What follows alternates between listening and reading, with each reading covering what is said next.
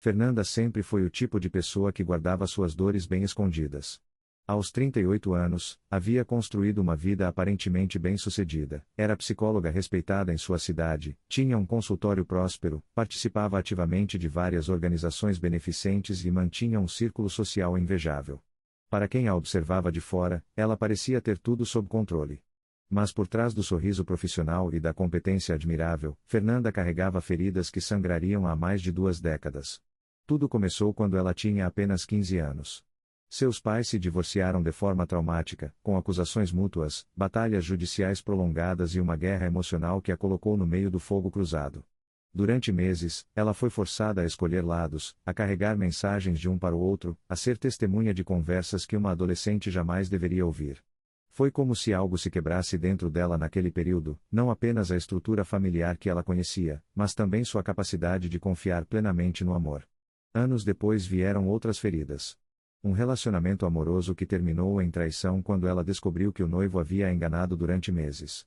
A morte súbita de sua melhor amiga num acidente de carro, deixando Fernanda com um vazio inexplicável e uma raiva surda contra Deus. Decepções profissionais, amizades que se revelaram superficiais, pequenas traições que se acumularam como gotas d'água que acabaram transbordando o copo. Fernanda se tornou especialista em ajudar outras pessoas a lidar com suas feridas emocionais. Ironicamente, sua própria dor a havia tornado mais empática e eficaz como terapeuta.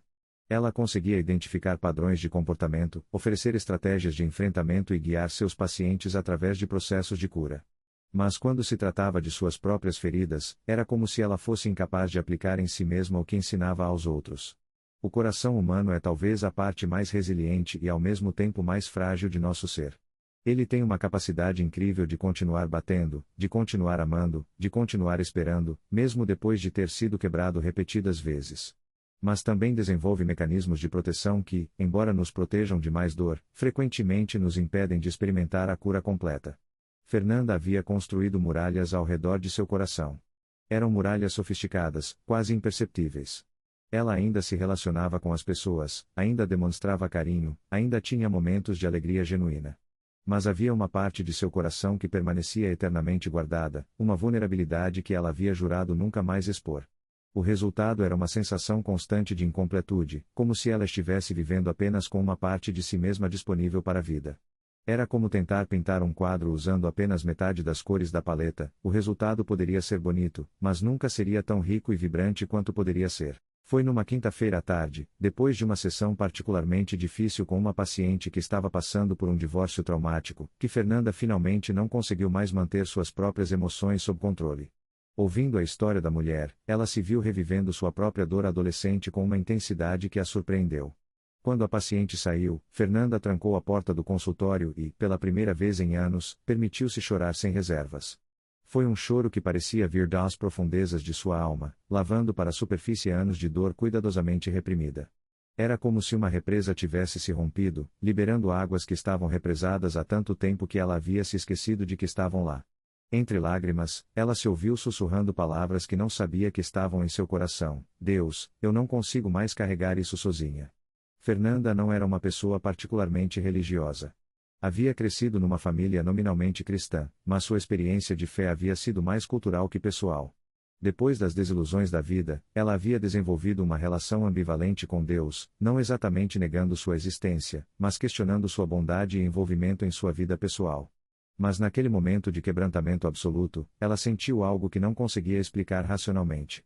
Era como se uma presença gentil tivesse entrado no consultório, envolvendo-a com um amor tão puro e incondicional que fez suas defesas cuidadosamente construídas se desfazerem como neve ao sol. Pela primeira vez em décadas, ela se sentiu verdadeiramente segura para ser completamente vulnerável. A cura do coração não é um processo linear ou previsível.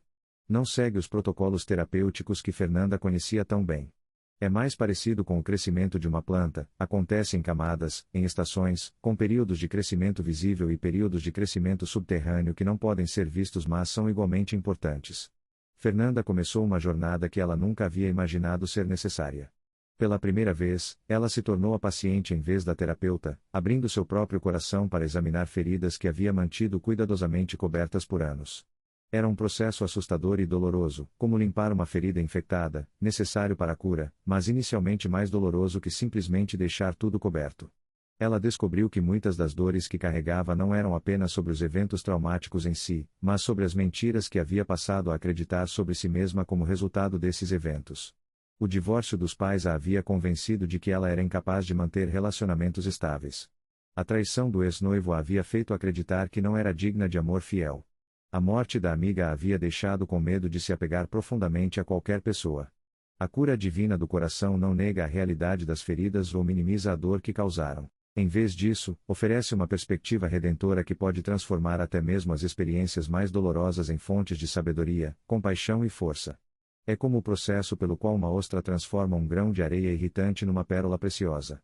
Fernanda começou a entender que Deus não havia causado suas feridas, mas ele podia usar até mesmo essas feridas para moldar algo belo em sua vida.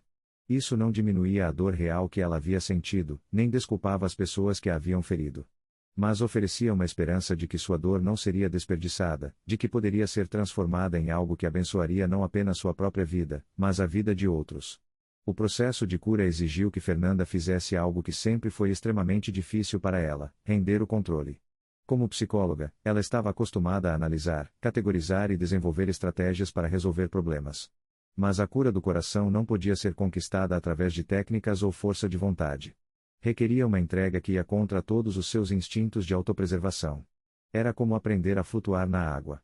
Quanto mais ela tentava controlar o processo, mais afundava. Mas quando finalmente se rendeu e confiou na força da água para sustentá-la, descobriu uma leveza que nunca havia experimentado antes. Deus podia curar seu coração, mas ela precisava parar de tentar dirigir o processo. Uma das descobertas mais surpreendentes de Fernanda foi que a cura não significava esquecer ou fingir que as feridas nunca aconteceram. Significava integrar essas experiências de uma forma que não mais as permitisse definir sua identidade ou limitar sua capacidade de amar e ser amada. Ela se lembrou da história de Jacó na Bíblia, que lutou com um anjo a noite toda e saiu com uma bênção, mas também com um ferimento permanente que o fez mancar pelo resto da vida. Sua luta com Deus havia resultado tanto em cura quanto em uma marca permanente. Fernanda percebeu que suas próprias feridas talvez nunca desaparecessem completamente, mas poderiam se tornar marcas de vitória em vez de símbolos de derrota. O perdão se tornou uma parte central de sua jornada de cura, mas não da forma que ela havia imaginado. Ela havia sempre pensado no perdão como algo que fazia pelos outros, uma decisão moral de não guardar rancor. Mas descobriu que o perdão era, na verdade, um presente que dava a si mesma. Era a chave que abria as algemas que aprendiam ao passado. Perdoar seus pais não significava aprovar suas ações ou fingir que não havia sido ferida. Significava liberar o direito de punição e permitir que Deus fosse o juiz. Perdoar o ex-noivo não significava confiar nele novamente, mas significa libertar seu próprio coração da amargura que estava envenenando sua capacidade de amar. O perdão a si mesma foi talvez o mais difícil de todos. Fernanda descobriu que havia guardado uma raiva profunda contra si mesma por não ter superado suas feridas mais rapidamente, por não ter sido mais forte, por ter permitido que as experiências passadas afetassem seus relacionamentos presentes. Aprender a se tratar com a mesma compaixão que mostrava a seus pacientes foi um processo longo e gradual. Deus, ela descobriu, não estava interessado apenas em cicatrizar suas feridas, mas em transformar todo o seu coração. Era como a diferença entre colocar um band-aid numa ferida infectada e fazer uma cirurgia que remove toda a infecção e permite uma cura completa. O processo era mais intenso, mais demorado, mas o resultado era incomparavelmente melhor. A oração se tornou uma parte vital de sua cura, mas não as orações formais que ela lembrava da infância. Eram conversas honestas e às vezes angustiadas com Deus, onde ela podia expressar toda sua confusão, raiva e dor sem medo de ser julgada. Era como ter um pai perfeito que nunca se cansava de ouvir, nunca ficava impaciente com suas lágrimas, e sempre respondia com amor incondicional. Gradualmente, Fernanda começou a notar mudanças sutis mas profundas em sua vida. Ela se sentia mais leve, como se tivesse largado uma mochila pesada que carregava há anos. Seus relacionamentos se aprofundaram porque ela estava mais disposta a ser autêntica e vulnerável. Seu trabalho como terapeuta se tornou ainda mais eficaz porque ela podia falar sobre cura a partir de uma experiência pessoal, não apenas de conhecimento teórico. Ela também descobriu que tinha mais capacidade de alegria.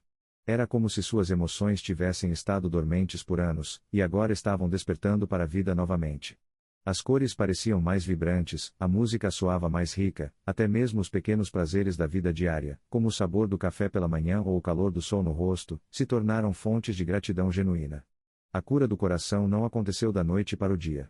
Houve avanços e retrocessos, dias de grande progresso e dias em que parecia que nada havia mudado. Mas a direção geral era sempre em direção à integridade, à paz, à capacidade renovada de amar e ser amada sem medo. Fernanda aprendeu que a vulnerabilidade não era uma fraqueza, mas na verdade uma força. Exigia muito mais coragem ser autêntica e aberta do que se esconder atrás de máscaras protetoras. E quando ela começou a viver com essa vulnerabilidade corajosa, descobriu que as pessoas respondiam com uma autenticidade similar. Seus relacionamentos se tornaram mais profundos e significativos. Uma das bênçãos inesperadas de sua jornada de cura foi a forma como isso transformou seu ministério profissional. Ela podia agora sentar-se com pacientes que estavam passando por dores similares e oferecer não apenas técnicas terapêuticas, mas também esperança genuína baseada em sua própria experiência de cura. Sua credibilidade vinha não apenas de seus diplomas, mas de suas cicatrizes transformadas. Ela se lembrou das palavras do apóstolo Paulo: Bendito seja o Deus e Pai de nosso Senhor Jesus Cristo, o Pai das misericórdias e o Deus de toda consolação, que nos consola em toda a nossa tribulação, para que também possamos consolar os que estiverem em alguma tribulação, com a consolação com que nós mesmos somos consolados por Deus. Suas feridas haviam se tornado suas credenciais para ministrar a outros corações feridos. Não porque ela havia esquecido sua dor, mas porque havia experimentado o poder curativo de Deus de forma tão real que podia oferecer esperança autêntica para outros que estavam caminhando pelo Vale das Lágrimas. Fernanda também descobriu que a cura não era um destino final, mas um processo contínuo. Novas feridas ainda poderiam surgir na vida, novos desafios ainda apareceriam. Mas agora ela sabia onde encontrar a cura. Não precisava carregar as dores sozinha ou tentar resolver tudo através de sua própria força e inteligência. Havia um grande médico que se especializava em corações quebrados, que nunca se cansava de curar, que tinha recursos ilimitados de amor e graça para aplicar às feridas mais profundas. E o mais maravilhoso de tudo era que ele não apenas curava as feridas, mas as transformava em fontes de beleza e propósito. Anos depois daquela tarde transformadora em seu consultório, Fernanda podia olhar para trás e ver como cada ferida, cada lágrima, cada momento de dor havia sido tecido por Deus numa tapeçaria linda de redenção. Não que ela fosse grata pela dor em si, mas era profundamente grata pela forma como Deus havia usado até mesmo suas experiências mais difíceis para criar algo belo. Ela se tornou uma defensora apaixonada da verdade de que nenhum coração está quebrado demais para ser curado por Deus, nenhuma ferida é profunda demais para seu amor alcançar, nenhuma dor é grande demais para sua graça transformar. Havia experimentado isso pessoalmente, e isso fez toda a diferença. Sua vida se tornou um testemunho vivo de que é possível não apenas sobreviver às feridas da vida, mas prosperar através delas. Que é possível não apenas encontrar cura para o coração quebrado, mas descobrir que o coração curado é ainda mais belo e capaz de amar do que era antes de ser ferido. Esta é a promessa disponível para cada coração ferido hoje, que há um Deus que se especializa em curar corações quebrados, que tem todo o tempo e toda a paciência necessários para sua cura, e que pode transformar até mesmo suas mais profundas feridas em fontes de beleza, sabedoria e compaixão. A única exigência é estar disposto a abrir o coração e permitir que ele faça sua obra de amor.